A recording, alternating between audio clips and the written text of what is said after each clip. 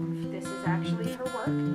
She was a wonderful face painting artist who was tragically taken from us way too soon, and she's very talented. This is one of her works. She has a lot of really amazing artwork. If you guys want to see how I did this, I'm going to speed up the video really quick so you guys can check it out. Come along and see how I did her work.